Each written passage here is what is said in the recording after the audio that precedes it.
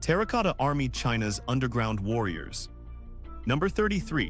In 1974, while digging a well near Xi'an, a farmer came across fragments of pottery buried in the soil. What he uncovered turned out to be the first glimpse of one of the most extraordinary archaeological discoveries of the 20th century, the Terracotta Army, an underground force built to guard the tomb of China's first emperor, Qin Shi Huang. Excavations revealed thousands of life-size soldiers standing in precise formation. Infantry, cavalry, war chariots, and horses were arranged as if ready for battle, displaying a fully organized military system frozen in clay. Each figure is unique, with carefully modeled facial features suggesting that artisans may have drawn inspiration from real individuals. The detail extends to armor, hairstyles, and rank, offering an unparalleled record of Qin military structure. Even though more than 8,000 statues have been uncovered, archaeologists believe these are only part of something much larger. The necropolis is believed to extend far beyond the excavated pits, covering several square kilometers with many chambers still unexplored. Tests also suggest the figures were once brightly painted, though much of the pigment has vanished with centuries underground. These faint traces hint at how visually striking the army must have appeared when newly completed. The Terracotta Army reflects not only the immense resources commanded by Qin Shi Huang, but also his preoccupation with authority and eternal protection. Building such a vast force required the labor of tens of thousands and a level of state control rarely matched in the ancient world. Yet despite decades of excavation, enormous sections of the necropolis remain sealed. The sheer scale paired with unanswered questions ensures the site continues to challenge our understanding of ancient ambitions, an enigma that finds echoes in other landscapes where entire cities were hidden from sight for centuries. Machu Picchu, lost city of the Incas. Number 32. High in the Peruvian Andes sits Machu Picchu, the most famous surviving reminder of Inca power. The site remained unknown to the outside world until 1911, when it was brought to wider attention by explorer Hiram Bingham. Perched nearly 8,000 feet above sea level, its terraces, temples, and stone dwellings stretch across a mountain ridge suspended between clouds and forest. Its remote location helped it avoid large-scale Spanish destruction and chronicling, which explains why it survived when so many Andean centers did not. For decades, scholars argued over its purpose. Early interpretations framed it as a fortress, but evidence now points instead to a royal estate of the Inca ruler Pachacuti in the 15th century. Carefully arranged ceremonial plazas and finely worked temples suggest a space tied to both political authority and spiritual practice.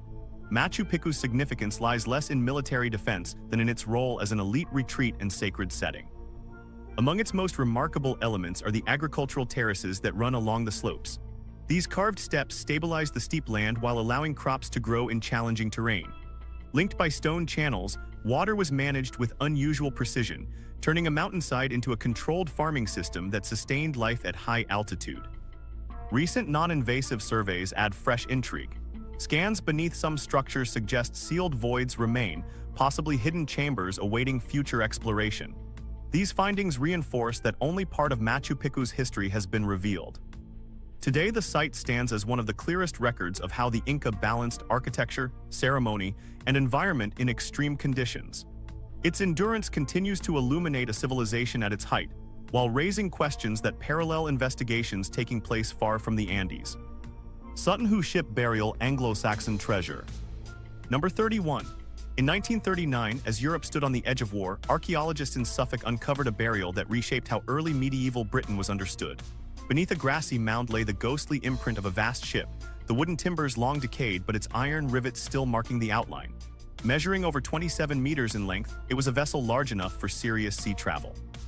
At its center lay a chamber filled with treasures that revealed the sophistication and reach of Anglo-Saxon society.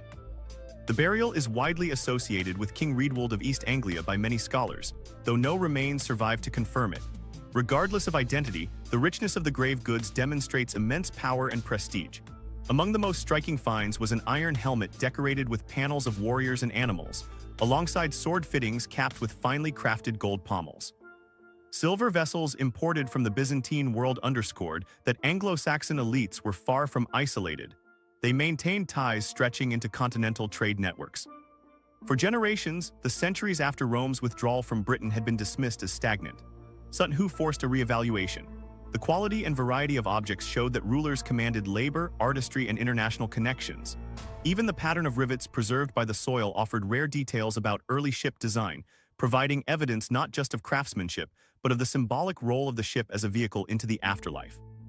Survey work continues to reveal more, with nearby mounds suggesting a broader royal cemetery rather than a single remarkable burial. Sutton demonstrated that unseen complexity can transform how entire eras are understood, a reminder that even markings once overlooked may hold the key to rethinking human history itself.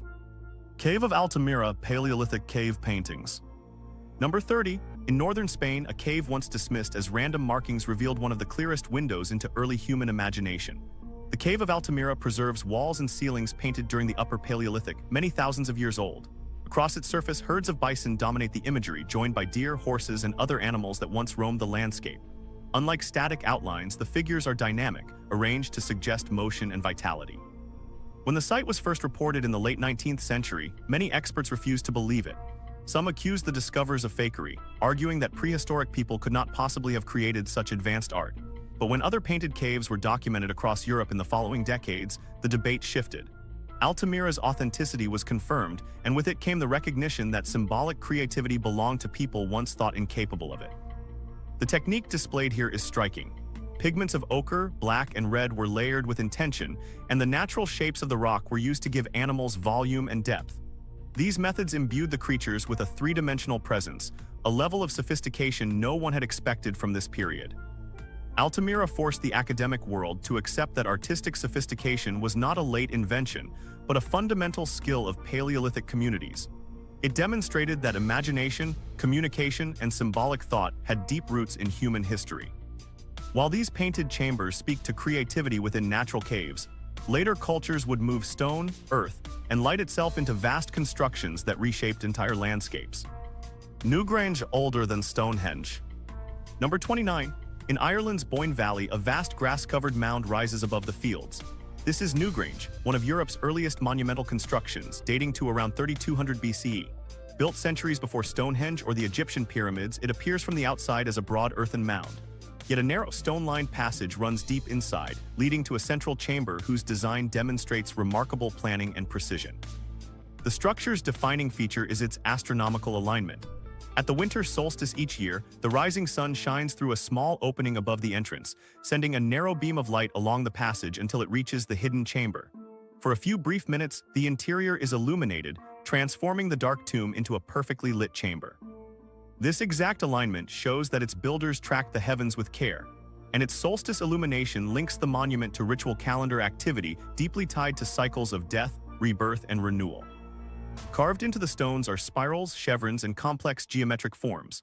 These abstract motifs echo a symbolic tradition and keep archaeologists debating their meaning, ranging from astronomical patterns to beliefs about life and the afterlife. Though the exact message remains elusive, the carvings underscore the community's capacity for both engineering skill and symbolic creativity. Modern surveys of the surrounding landscape have identified yet more hidden sites, suggesting Newgrange was part of a far-reaching ceremonial complex rather than a single isolated structure.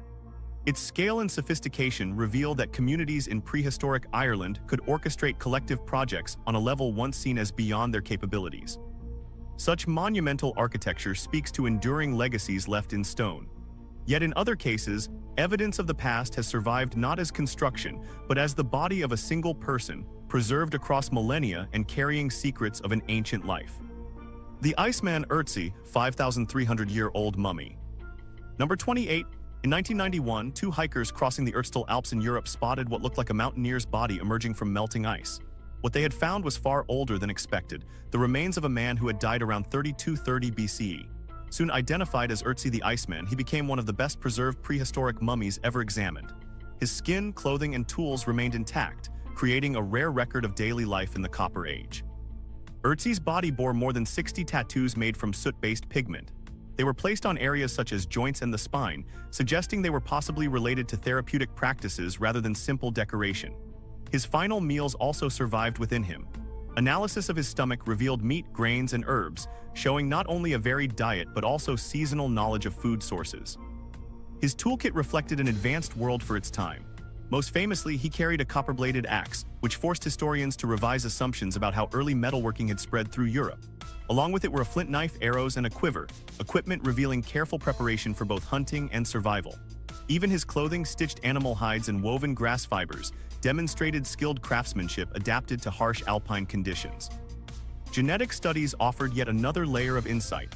They revealed predispositions to diseases such as heart trouble and traced his ancestry back to Mediterranean populations. But his life ended violently. An arrow lodged in his shoulder and evidence of head trauma point to murder, making his discovery one of the earliest preserved crime scenes in history. Decades of study continue to place Ötzi at the center of archaeological research, yet his frozen body represents only one form of preservation. Other investigations rely on technology to uncover what lies sealed inside ancient stone structures. Great Pyramids Hidden Chambers, 2024 discovery. Number 27. In 2024, the Great Pyramid of Giza offered new surprises after decades of scrutiny. Recent muon and subsurface scans, continuing into 2025, detected previously uncharted voids within the monument's massive core.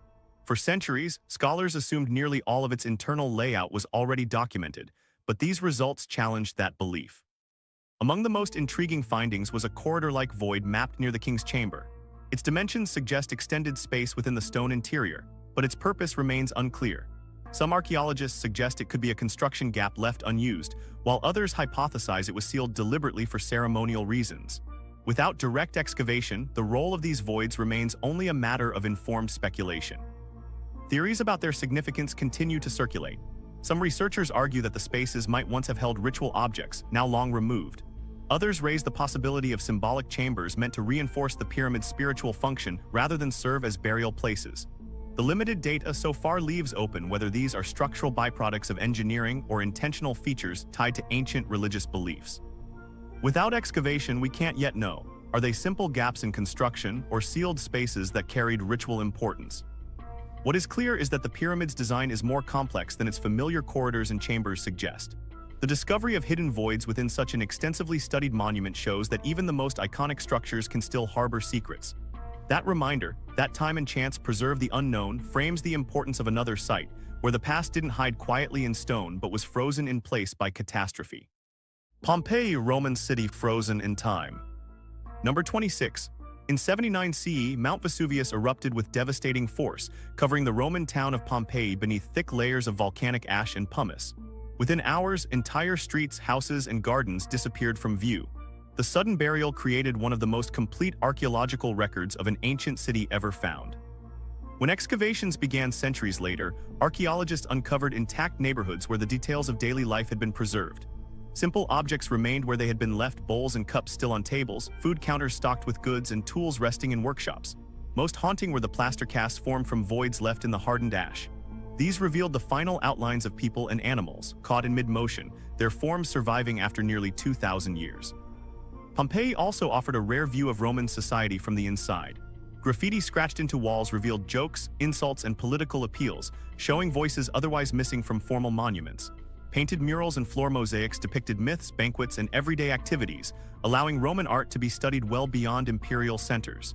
Such details provided a clearer picture of how ordinary citizens lived and interacted in an urban setting. Recent work has added yet more depth. Excavations in 2024 exposed rooms sealed since antiquity, their frescoes still showing vivid color. Advances in ancient DNA studies also revealed that some victims found together were not family members, challenging assumptions about household structures and suggesting more complex social ties within the city. Pompeii remains one of the most vivid examples of history halted in an instant.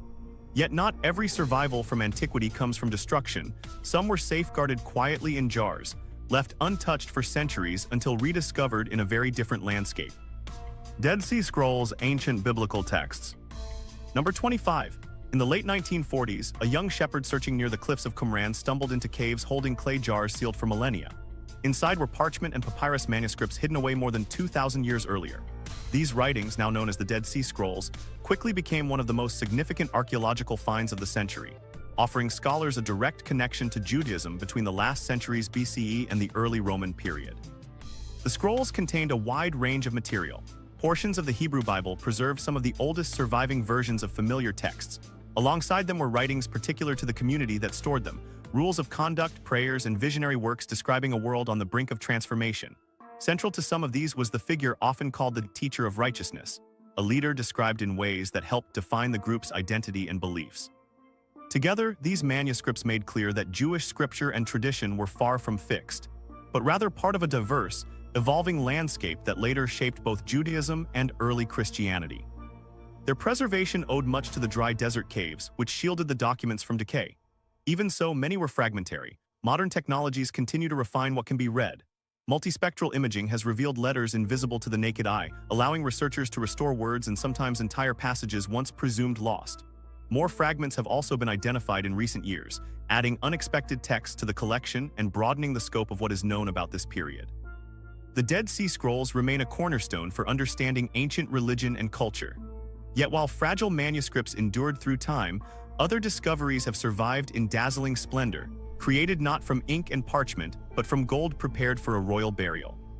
Tutankhamun's tomb, Pharaoh's golden burial. Number 24. In 1922, after years of searching in Egypt's Valley of the Kings, British archaeologist Howard Carter uncovered the sealed tomb of Tutankhamun, a young pharaoh of the 18th dynasty who had ruled during his teenage years. Robbers may have entered soon after the burial, but a remarkable quantity of objects still remained when Carter located the tomb over 3,000 years later. The find astonished the archaeological world. 4 nested gilded shrines enclosed the sarcophagus, each fitted inside the next to guard the pharaoh's body. Surrounding them, the burial chamber and adjoining rooms were packed with items intended for use in the afterlife. Chariots, thrones, statues, and finely worked jewelry filled nearly every available space. The enormous cache of objects, largely of gold or inlaid with precious stones, demonstrated both the material power of Egypt's royal court and the religious importance of equipping a king for eternity. At the center was the artifact that came to symbolize the entire discovery, Tutankhamun's solid gold funerary mask. Inlaid with lapis lazuli, quartz, and glass, it remains one of the most familiar images of antiquity. Its craftsmanship reflects the extraordinary skill of artisans working in the New Kingdom, and each detail underscores the importance of permanence and identity in Egyptian burial practice. Objects ranging from ceremonial daggers to carved ivory boxes continue to provide insight into everyday life, royal symbolism, and international connections of the period. More recent scientific studies have added another dimension. CT and genetic analyses suggest that Tutankhamun suffered from health issues and that he died at a young age. Though his reign was brief, the survival of his tomb reshaped Egyptology. It provided an unparalleled record of royal burial customs and elevated Tutankhamun from a relatively minor ruler to one of the most recognized figures of ancient history, a reminder of how much the written and visual legacies of Egypt still had to reveal. Rosetta Stone key to Egyptian hieroglyphs. Number 23. While treasures like Tutankhamun's tomb revealed the wealth of Egyptian kings, another discovery provided a different kind of key, the one that made their voices legible again. For centuries, hieroglyphs carved into temples and tombs were visible but indecipherable, their meanings lost to time. That silence ended in 1799, when French soldiers near the town of Rosetta uncovered a dark granodiorite slab bearing the same decree written in 3 scripts: Greek, Demotic, and hieroglyphs. The decree itself outlined royal orders, but its real value lay in the trilingual format. Because ancient Greek was understood, scholars suddenly had a comparative tool to begin unlocking Egypt's lost language. The breakthrough came in 1822 when Jean-François Champollion demonstrated that hieroglyphs were not just decorative symbols, but a system combining phonetic signs with logographic ones. His insight opened the way to translating entire inscriptions after centuries of silence. The results were transformative. Walls once regarded as purely ornamental could now be read as texts, prayers to gods, hymns for the dead, records of law, and accounts of royal decrees.